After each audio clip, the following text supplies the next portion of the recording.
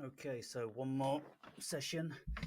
This time we're going to be speaking about acceptance, attachment, and the absurdity of enlightenment. See what Andre and Mario's perspective is on these concepts.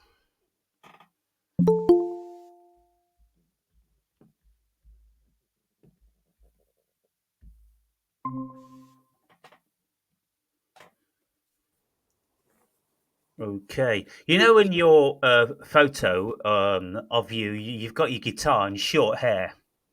Uh-huh. You Yeah, look like Chris Isaac. really. Yeah, Well, that photo was like from maybe 2 years ago or one and a half right. when I had So, have you ever played any Chris Isaac songs?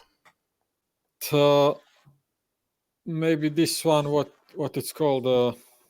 Wicked Game, No, this how it goes. Accept the New Girl. No. Like it's really sad. Like love will go on. Something like this. Life will Oh, go okay. on. Life will All go right, on. then. Well, not to detach too much from what we're going to be speaking about here. Mhm. Uh,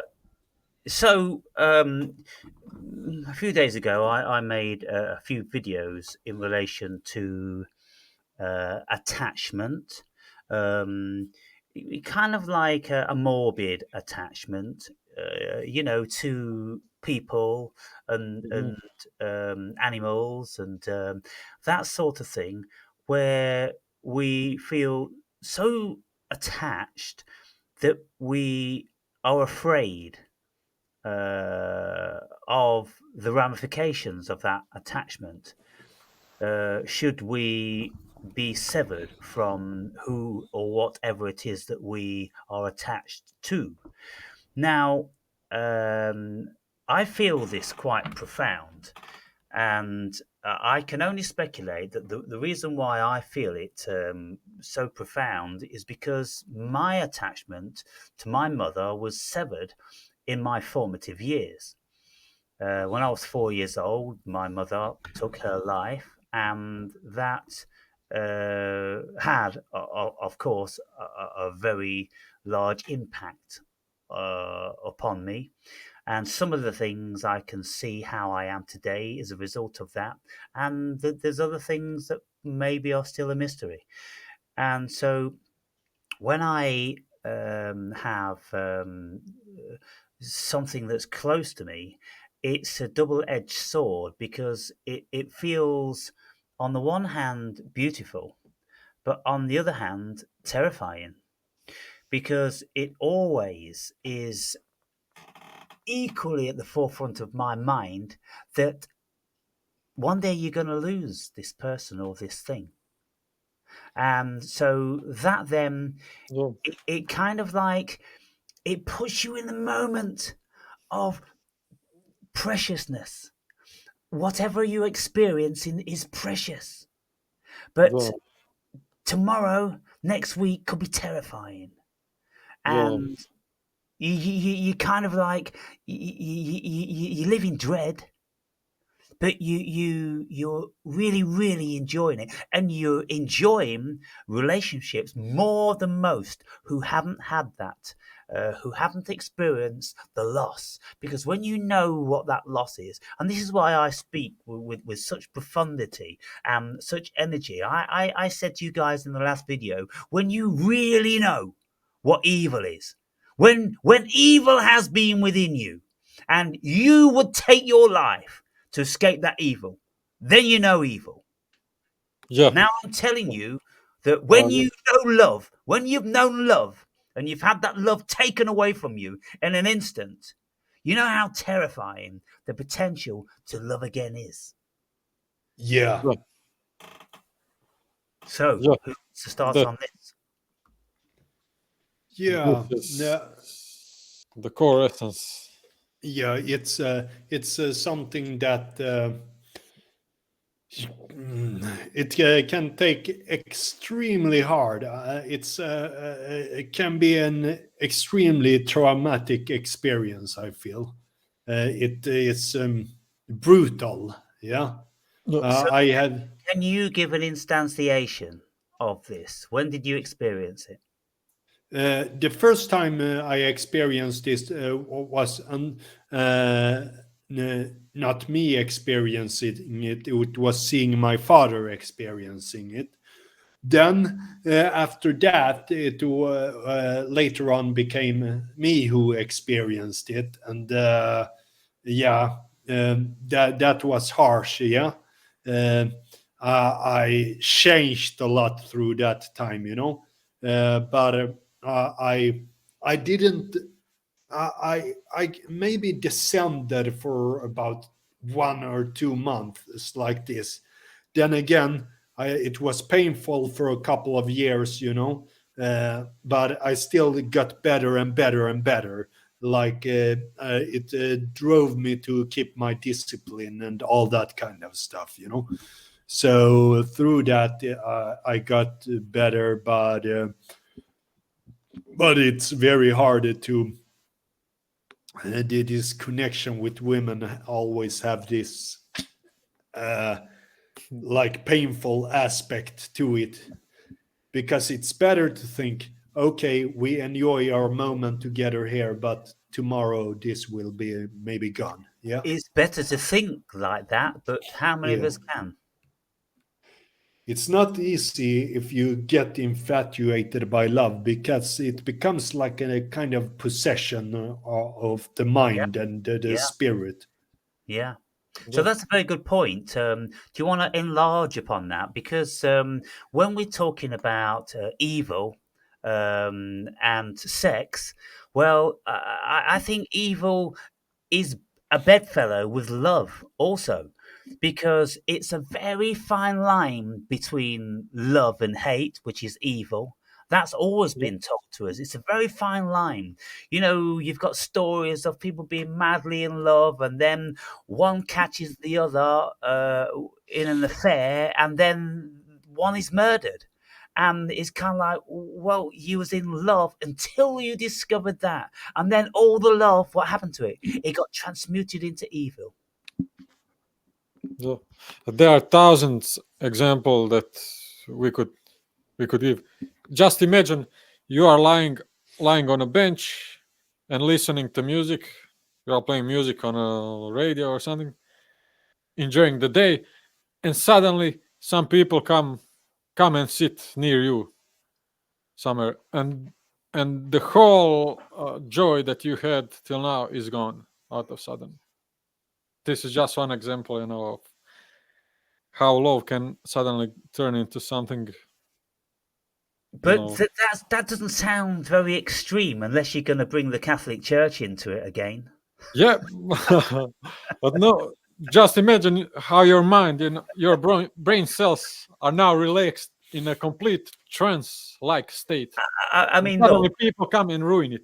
This is not so extreme, but still is really, that affects yes, your. it's not so extreme, but and I Yeah. wish I could live in the world like yours, because if that's the biggest problem that I could come up with in this scenario, fucking hell, Well, I'll skip through this life for the rest of my days. well, You know, more or less it is. It is. the biggest horror you could ever imagine. You're just trying to chill the fuck out, listen to the radio on a park bench, and then some motherfuckers come and start talking next to you. Oh my! Oh, you know what I'm saying? Okay, so times that by a million, and you'll get to what I'm fucking talking about. Okay, Andre. Yeah. So the ground question was again. So you was going to lead on to something because you're talking about the attachment to a girl, and then the girl don't want to see you anymore, and then she's still got something of yours, and it's kind of like, hey, girl, you've got something of mine. That's my Yeah. fucking heart, Yeah. right? And so I want it back. And she goes, oh, this, throws it on the floor and stamps Yeah. on it with stilettos. And Yeah. you go, ah, bitch. Yeah, but I at the same time I never reacted like in an angry fashion or like calling names or anything like that. It was just painful, you know. So what happened during that pain then? What whilst you were attached? Talk us through it. Should I start from the relationship and so on? No, just like, look, the theme of this conversation is the effect attachment has on us. Now, I briefly Yeah, took you through, you my become a lot like them. Yeah. yeah, and so when two supposedly become one, then it's all wonderful. And look at the bond, look at the confluence, look at the unity. But then when it's nothing to do with you, then that is broken, and everything about your spirit is still with that person. And so, Yeah. how do you reconcile that? How do you deal with it? How do you cope? How do you feel? What do you think about it? I coped through like changing my everything. I kind of changed how I looked. I looked vastly different. Changed my style of being, my hair. I didn't want to be the one I was back Mhm. then, and all that kind of stuff. Uh, I changed like to an extent over time to something that wasn't me. Then I went back to myself again incrementally and realized I've kind of deceived myself in certain things here. What? Okay, so what it sounds to me is then what you were doing is you were trying to distance yourself from yourself. So you was changing the way you look, trying to become a different person, running away from that person that was suffering the pain because you couldn't deal with the pain. You didn't know what to do with it, so you wanted to become somebody else visually and mentally. And so then you said, over time, incrementally, you went back to join your original self or your soul. Yeah, it's like So what the did you do? You had an alter personality. You went into schizoid. You became a schizophrenic momentarily. There was two of you. yeah. There's one that you denied, and the other one there was a fiction. Yeah, that was incrementally over many years. So I created actually a fictive character. I even painted myself down on paper and so on, like this, and was written about this other person, to get into character, and that was what I did also. So through that, I was became pretty good at playing a character, But the problematic about that is that all the pain is still there behind this mask, which Oh, is impenetrable, so that's to what I speak. wanted to say. You changed yourself, but maybe you were not able to change this thing, to change this feeling, right? I worked a lot with meditation back then and so on, also, yeah. But but and everything was a learning experience, and I came from like a beginner's mindset with everything back Yeah. then, also. So I kept my mind very open towards things and so on. I of course had an obsessive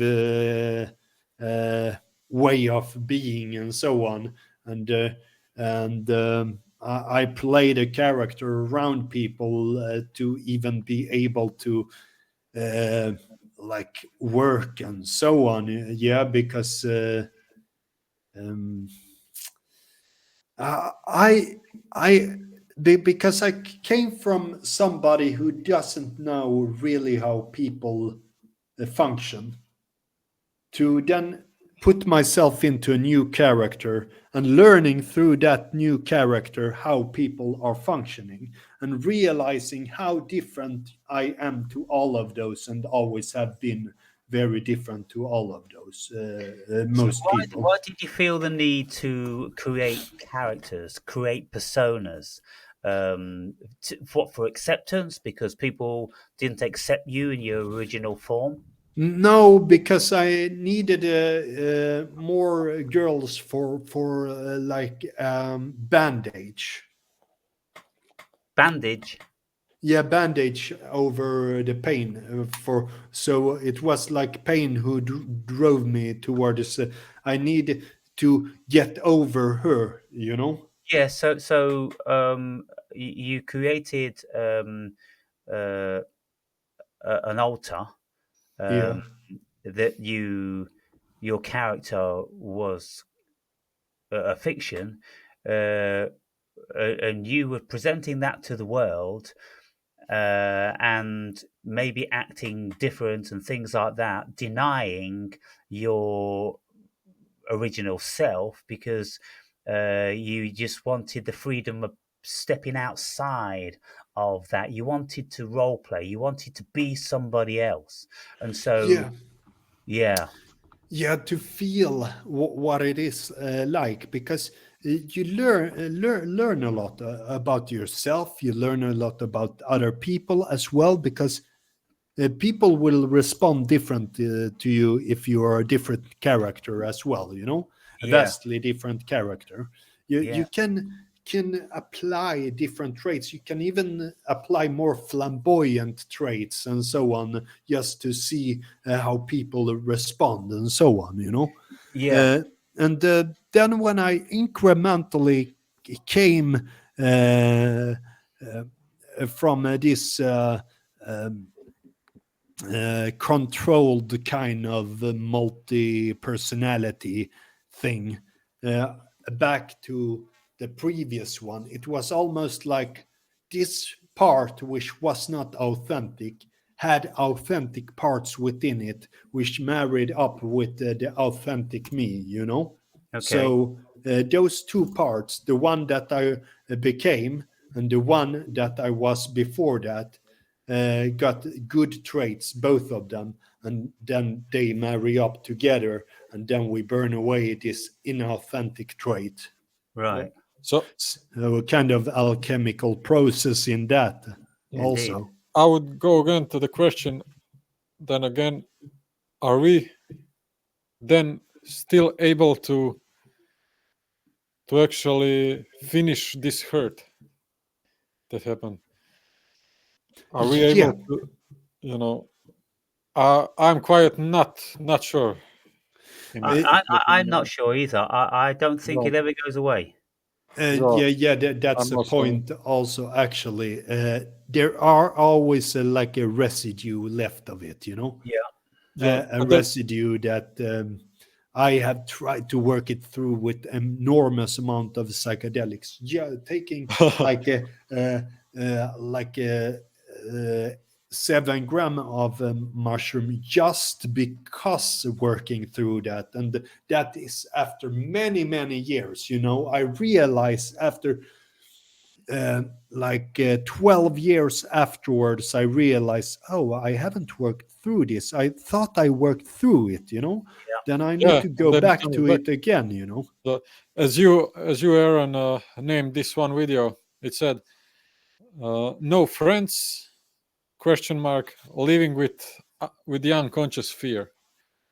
This really ring a bell to me. Like, this is it. Somehow there is a feeling that you will never be able to trust people again yeah, once, or a lover once you are hurt. yeah. Yeah, and yeah, Uh, it uh, is uh, like That is also why I, at a certain point in time, thought, well, you could kind of move to Brazil or Portugal. You live in a Thai boxing gym and you fight and so on, and you then every Sunday go meet a prostitute.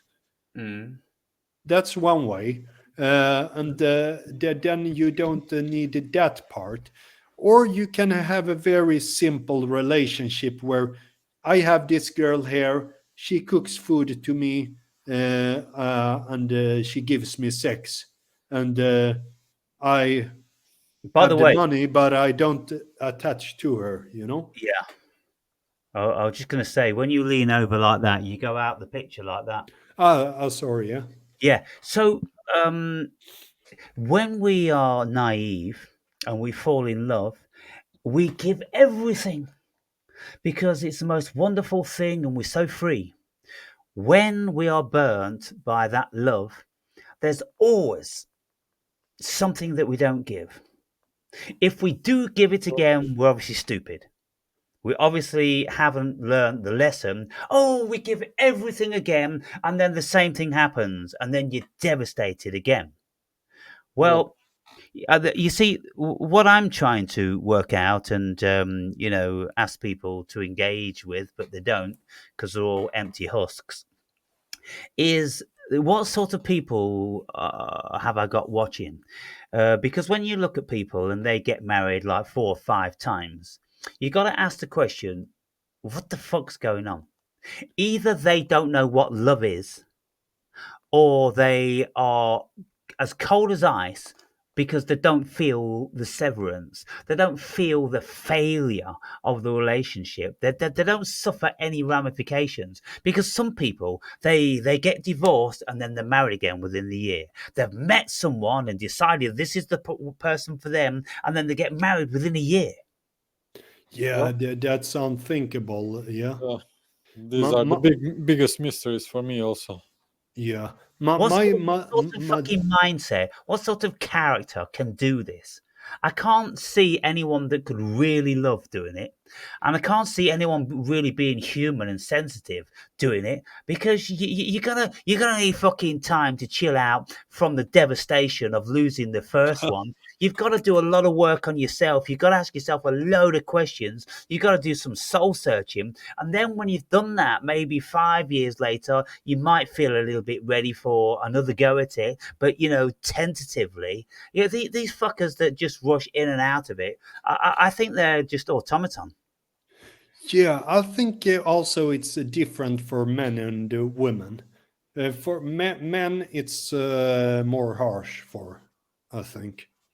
Why? Women are flighty, they can let go. They are flighty, they are chaos in their mind. They just react to the next beautiful thing to them, which they can emotionally get to. Mm. So it's a different between men and women in that manner. It's not like women doesn't also get the feeling of despair, but it's more harsher for men, I think. So when we have become attached because we've given so much and we've opened ourselves so much, and then when that love has failed, um, and we are left to pick the pieces up, we're left to psychoanalyze ourselves as to, whoa, what the fuck went on there? Some stuff I've got to know about. Because if you feel it um, profoundly, then you're most certainly going to want to protect yourself against that. Now, I believe that I'm more sensitive than most. And the sensitivity stems from it already happening to me when I was very young. And it was a big deal. And so I had already known the pain and that severance, which could never be replaced. It could never be, the love of a mother could never be replaced. You could have a surrogate mother in a partner that, represented the mother in some way, but it could never fill that void. And so then, you look for love in a partner, and you find a love, and you find some of that motherly stuff, those nurturing instincts. And then when that, wanes or, diminishes, then it's kind of like, wow, um, time to regroup, time to board up the hatches and maybe prevent that from happening again.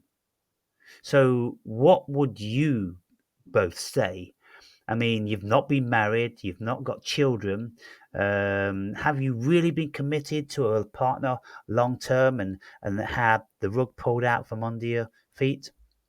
Yeah. For a while, uh, it was about exactly 1 year. About so that's the longest. Yeah. And yeah, that was very harsh. I mean, one of the harder experiences, but it also shaped me very much. Um, and at the same time, it's paradoxical because it's not like one regrets having the experience in and Mm. of itself, because it was a cataclysm for other things. Yeah. Yeah. Mario? Yeah, for me, I never had like really long things. It lasted like few months, and that was it, Mm. And it was full of really really high highs and really low lows. Mm. And I don't know. Many times I just felt that I'm being unauthentic. Uh, you know, when I'm with somebody, I feel like I was not so authentic. That Well, somehow I was losing my real self, besides the other person. so when you say highs and lows, were those high and lows attributed to your personality? Were you causing them? Uh, I mean, I don't know how you mean exactly. I mean, it was, for example, the highs would definitely be like romantic moments, romantic moments. But then those lows would be like some psychological battles between the two. Right. But No, you see, if you know yourself a little bit, then if you were a fantasist, then you could get all excited projecting your fantasy onto this partner. And if it turned out that this partner didn't reciprocate your fantasy, then that may bring you down again. yeah, So you are building it up into something that never was. And then when yeah, this person's going, hey, we're just having fun, right? It's not serious. And you're, oh, I yeah, thought you yeah, were the love of my life. yeah, Well, and yeah, right. That, and also many times it was that we both saw this thing, but something other would uh would just bring me down, and somehow I lost this vision that we both saw, and mm, somehow I was down in this moment, but she was high, and then she thought that we are not seeing the same thing, but we were seeing, but something got me, the world got me, it fucked my mind, and I just couldn't was not able to be fully focused in that moment. right. I see this example as the main reason of most of these breakdowns, of us, of these Okay. moments of breakdowns, because somehow the world changes your psyche, and you cannot always be high, also just like on mushrooms,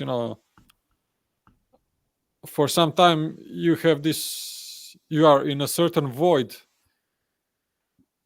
and in certain visions, that are really, persistent and really, really nice. But suddenly, out of sudden, something changes your perception and your feelings, or maybe suddenly you become nervous because of something, and somehow you are not still in the void. Okay. You fall out of the void. Andre, you look like you want to say something. No, I was just listening and thinking. Okay, well, we've done half an hour on that one, so let's go into acceptance now and see what we can dig out from our unconscious in relation to that concept. Now, if we don't want to suffer, then what do? The Buddhists have told us for thousands of years. You accept everything.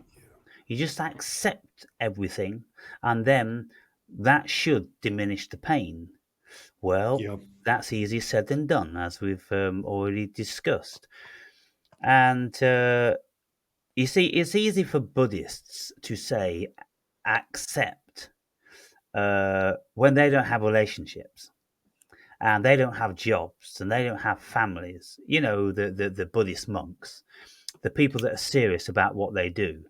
Because they can see, well, if you accept that you die, hey, no big deal. Well, your death's not imminent. If you were told that you got 3 weeks to live, then try and accept that motherfucker. I think it might be a different story.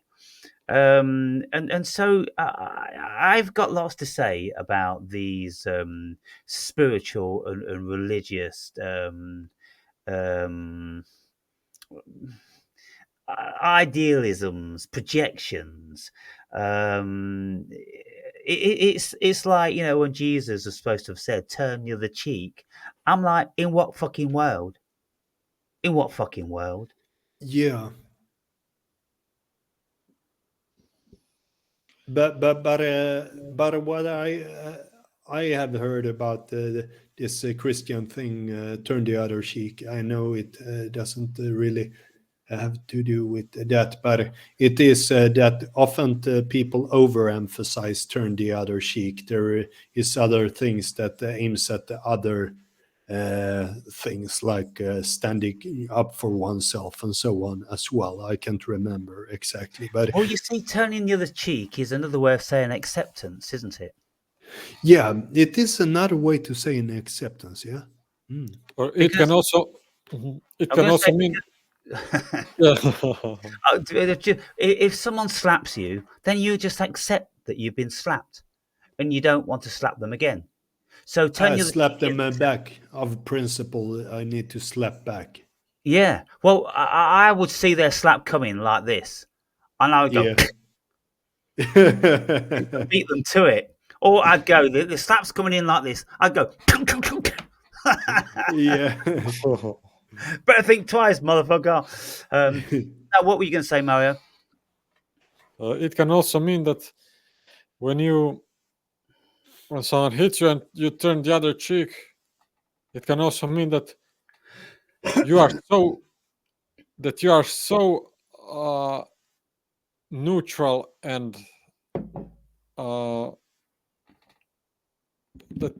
so high above this egoic game that you even don't care if he slaps you in another one, because you are just somehow above this person, and that you are more powerful than it.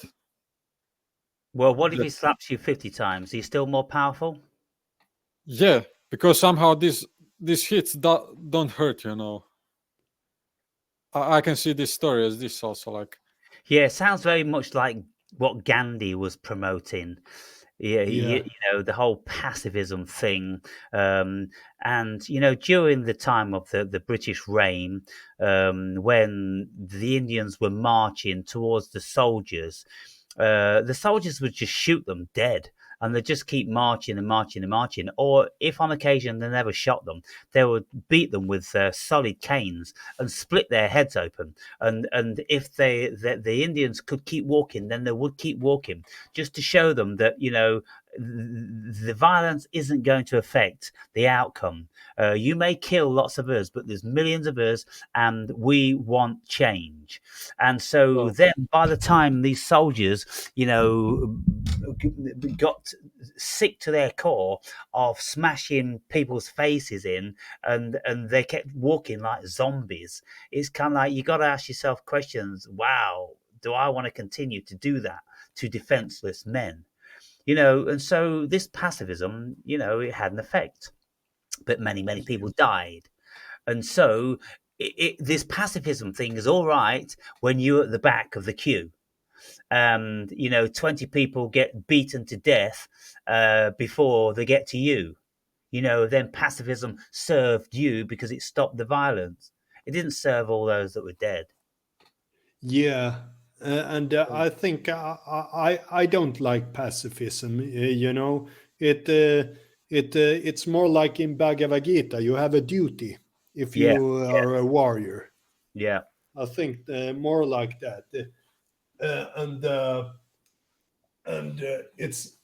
I think pacifism is ridiculous. So when would You need to act like more like a detached state. We could see the kamikaze pilots of Japan and so on. There you have it. You know, it's almost like within Bhagavad Gita to act like so when would we say that acceptance would benefit us? to let go. Yeah. Yeah. So I then start to think like I reconnect this acceptance thing with the previous conversation and say what I have thought about when I get infatuated later on with girls. Like I think to myself, it's just a girl. It's just a girl. Let go. Let go. Yeah. Yeah. And so on. So that way. Yeah, letting go of love, letting go of the dead.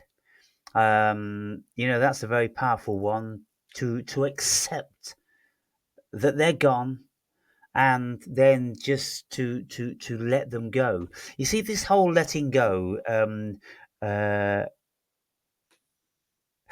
it's an issue when you still feel strongly, because if, for instance, someone died and you love them so much, letting go would cheapen what you had. And if you could let go, what would that mean to you morally? If your partner who died knew that you'd forgotten about her within 3 months because you just let go. Oh, it's a Buddhism thing, I'll just let go. And then you married again 4 months, you know, after. Um, that's not a respectful period of bereavement, is it? By anyone's standards. And how would you feel yourself if you had the ability to cut the ties that you had emotionally, and then you was just lying down with another woman or man? Certainly not the man. Well, I would feel that something has. I would feel some leftovers, Yeah, some and deeply energetically embedded leftovers. you can could use the that's not either respectful, but use another body as like a bandage in a way. yeah, okay, to mask the pain, if you need that comfort and you need Yeah, that you know, relationship, then you straight out of one relationship into another if you're a very needy person. Okay, yeah. yeah. But that is not any. But you could do it with a couple of prostitutes, you know. Maybe if your relationship ends, you take like 10 prostitutes just to get her out of the Yeah, mind but or something. that's kind of vacuous because there's no love there. There's No. nothing endearing. There's no holding and cherishing and sleeping in the bosom and all this sort of thing. It's just sex. It's a sexual relief, and so it doesn't substitute what you've lost. And so it's like drinking. I mean, that doesn't help, does it? It just clouds the mind momentarily, but as soon as Yeah. the hangover's worn off, then the pain's still there. So Yeah, that's what I thought about as well. But still, yeah, you're right about that, I think. So the acceptance, when does it work? Well, if we have separated from a lover, well, no one's died. It's not too tragic. Life goes on, and instead of ruminating and clinging on to something that's gone, well, acceptance and letting go is beneficial. Just let go from that. And I personally would feel that I could do that much easier than if my partner who I'd loved died, because I don't think I would ever want to let go. I would think that's terribly insulting to the relationship. It's demeaning to my constitution and my level of integrity. And I would think I would always want to hold on to it, hold a torch for that relationship and, walk with it boldly into the future, carrying the pain, carrying your cross. Yeah. Uh, I went with the pain a long time, and I then a friend 3.5 years after that relationship told me, "Yeah, you could just, for the sake of it, write her a casual letter. So, and you don't necessarily need to send it." So I Mm. wrote it and I sent it. And then I wrote also my number. You can call me if you want, but if you don't want, don't call me. Okay, well, this whole writing a letter and not sending it, is cathartic because you write down how you feel.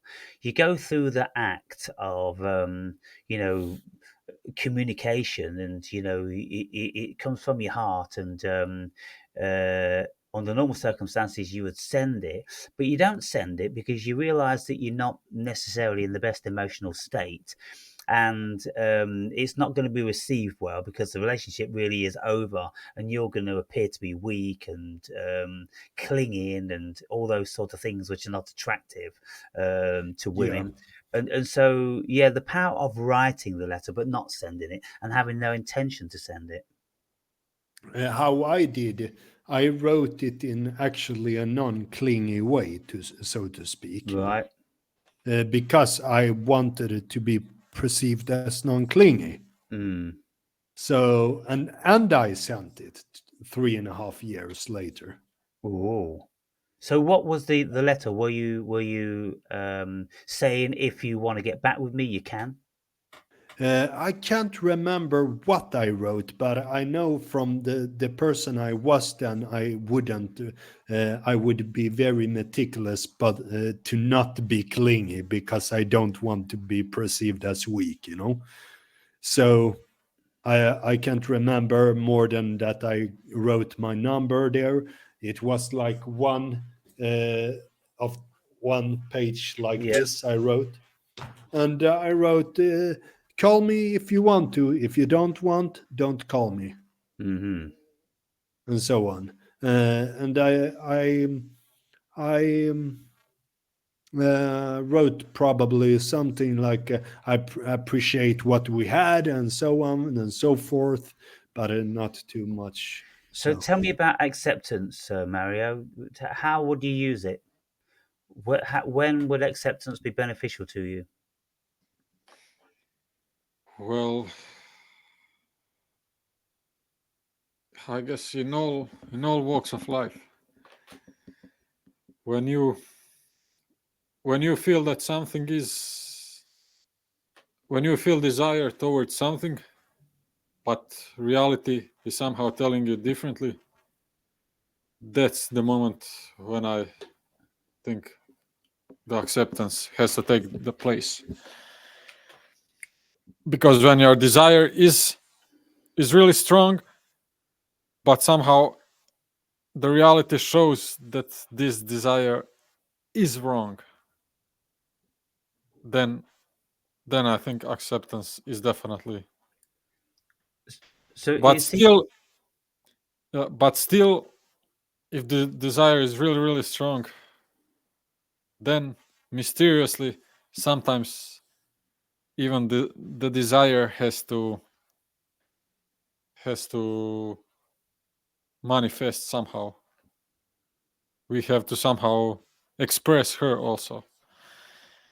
so it seems to me that you exhibiting a high level of acceptance in your life, because there was a couple of things that you had your heart set on: football and music. And because nothing came of them so far, then you've accepted a job being a cashier, and not thinking about anything anymore. Yeah, So yeah, kind of. acceptance is serving you. It's protecting you from the anguish of failing those two objectives. Yeah, kind of. You're right. Yeah, yeah, yeah. Because I was trying hard, really hard, but as it was getting further and further on, it was getting harder and harder, and then I just accepted it. Well, it's okay. Anyhow it goes. Yeah. And so then you substitute those desires for meditation, because meditation takes away the pain. Yeah, yeah, yeah.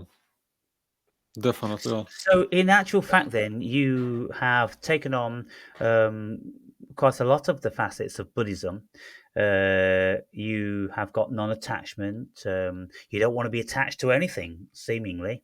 You have acceptance that there's nothing going to manifest in your life now, and the meditation is all you need because it takes you out of this reality. Yeah, yeah. Because also, I realized that, trying so hard in music, in the beginning it was really flowing, and that's the reason why we start to play and everything.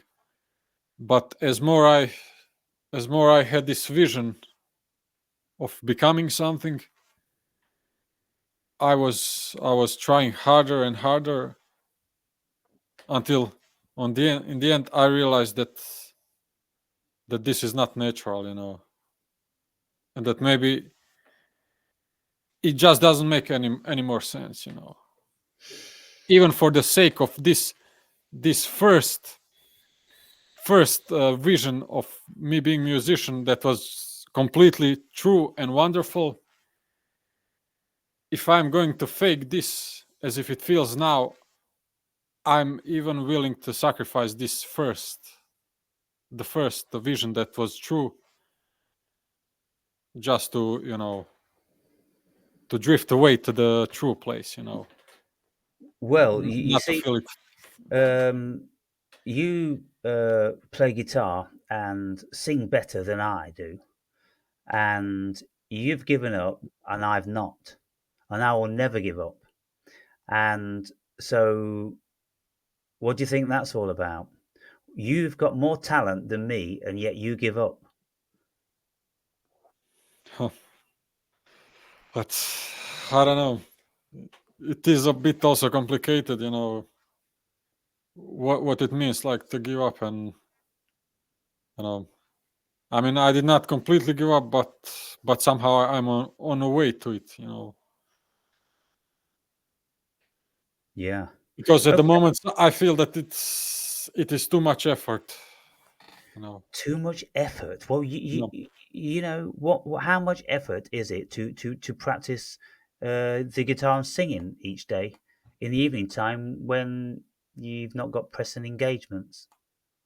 But well, it is not such an effort, but it is effort to play every night a gig for some money that will not really, you know, that will not really buy me, I don't know, a car or a house or give me like 2 years of freedom or something. Yeah, It well, there's is not much it is money a in gigging, but you know, if you really enjoyed it, then you know it's a hobby and it's a pleasure.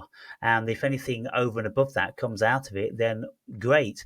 You see, because by gigging, you get in more and more competent and more confident, and then something may just happen. Somebody would say, "Hey, do you guys want to come and gig in another country or this, that, and the other?"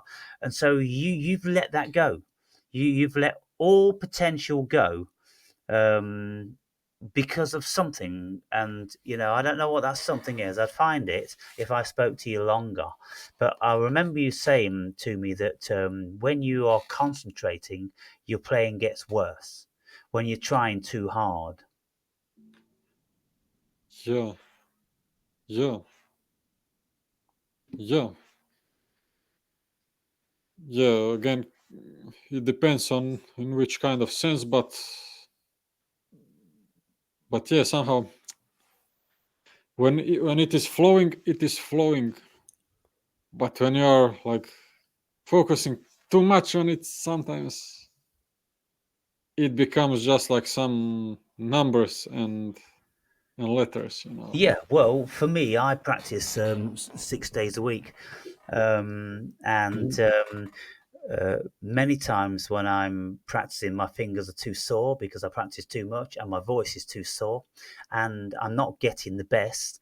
But I've got such a drive and such a tenacity that I just keep going. And Yeah, I am making gains, and I do feel deep inside that there is this voice here, and I'm going to manifest it.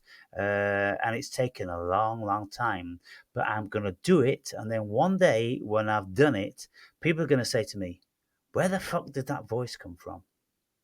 And I'm going to say, "Through 20,000 hours of practice." yeah, when yeah. That when is, when you weren't there. That's where that voice came from. And we'll discover this when we look at professionals in whatever they're doing. Lots of professionals, they are very proficient in what they do. They have natural skills, and yet they can't get away with the years and years of dedication. You see, that's the thing. When people make it big, years of dedication on top of natural ability. And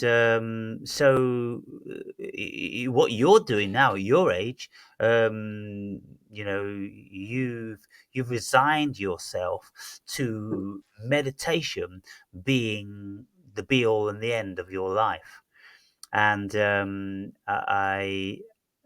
you know, if we want to get super spiritual about it, when you're in a state of meditation and bliss, and you don't care about anything else, nothing bothers you, but you'll always be on the bottom rung of the ladder. You'll never have any power, and so. Um, you could say, well, spirituality isn't about power.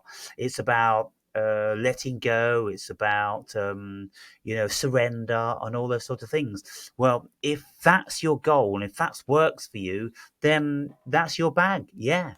And lots of people would say to themselves, I wish I could get that because my life is full of stress and pain and suffering. I wish I yeah, could just, not want for anything except the time to meditate. yeah. Well, I have to say that, you know, when I was younger, I had this feeling, of love for rock and roll music, and I really could really deeply feel it. No, when I would play some solo or something, I would really feel like, I would just feel this energy like all around me, and as if I'm really like part of this rock and roll movement, And also sometimes it would feel when I would be playing the blues or also medieval music, I would get these, these mystical feelings that I'm part of this mystical tribe, and everything. Yeah. But now, in the recent times, I just get, as if I lost this, The magic. this, The yeah, zone. You're no longer in the zone. Yeah, I get it. yeah, as if I lost this clear vision of a rock and roll, of being of a rock and roll movement. Right. I see it now as if it is just some illusion that I had, but it felt really, really real and strong. But somehow I'm just kind of losing it, Right. and and this was the main reason of playing and everything. But now, as I don't see it so much anymore, it seems like there is not something that is really, driving me to play the guitar, to So if acceptance brings you peace, then that may have a value. But you see, like all things, it's like all symbolism. All symbolism are paradoxical because they've always been interpreted to be the polar opposites. That's the nature of symbolism. They are paradoxical. And so when we look at these words, we look at acceptance, we can say, oh, yeah, acceptance would work for us here, there, and whatever. And then it most certainly wouldn't work in other realms. And so it's all about perspective at the end of the day. I mean, if I accepted that I never had any natural ability for singing and playing the guitar, I would have given up 20 years ago. But I don't accept that. And if there is one day when I can sing and play proficiently and people enjoy my renditions, then I'll go, fuck acceptance. No, I never accepted my seemingly lack of ability. And then if we look at the whole attachment thing, and it's a case of, well, do we want to lose our attachments? Do we want to deny our humanisms? Do we want to deny what we are and what we experienced? I mean, in recent times, I've been making videos, about this little squirrel thing. She's so dear to me. She's such a little angel, and I'm already concerned, for her well-being, and so I've got the beautiful facet of sharing, my life with her. But then, how long's that going to be for? And it's going to be painful when it happens. Do I want to say I'm not attached to this animal? I don't care. No, I don't want to do that. I want to embrace the attachment, and when the eventuality comes, if it comes, that the suffering's there, well, that's life, isn't it? Yeah. So this call's going to end in 3 minutes. So that will be our sessions over then tonight. Anything you want to say, Andre, just to wrap this one up? Yeah, there went many thoughts in my mind while you were speaking and so on. I just can take one thought that I got. What kind of music do you listen to? Do I Do listen? you play? Oh, well, I mean, I Uh, play rock and roll, Elvis, Beatles, Everly Brothers, Eddie Cochran, Buddy Yeah, Holly. I already knew your music style, but I want to knew Mario. Well, I play also like Okay. rock and roll, blues. It's all sorts of like old stuff: rock and roll, blues, country, folk, Americana. But also I like to play like medieval and Celtic tunes. Ah, So, okay. yeah, Yeah, so it is like a blend of everything. So have you created a music like Celtic music and Yeah. medieval and so on? Yeah. Yeah. I have some few tunes of mine that I. You could post some links in the comments, and then Andre can Yeah. see them and then listen to them. Yeah, I can do it. Yeah, Yeah. like right now or what? Okay, let me find one tune. So of just in case, well, this is going to end, in a minute or something. So, yeah, great chat, guys. Really appreciated it, and we've discussed some interesting subjects. Yes, definitely. I will just. I found it. Here it is. Can you see it? Let's see. Yeah, I can see it. Yeah. Yeah. This is one tune that you will. I will look into will- that. Yeah, guys, it was really great, and yeah, my thought is that world affects us, and when we are young and fresh, our minds are maybe had a clearer vision of some things, but as we grew up, the world has made a big impact, and now we have to find what is Indeed. real. Until are we next time, still- then, guys. Countdown now, because we've got about 10 seconds to go. So, Yes. yeah, we'll do it again. So have a think of some subjects in the interim, and I'll see you guys soon. Yeah.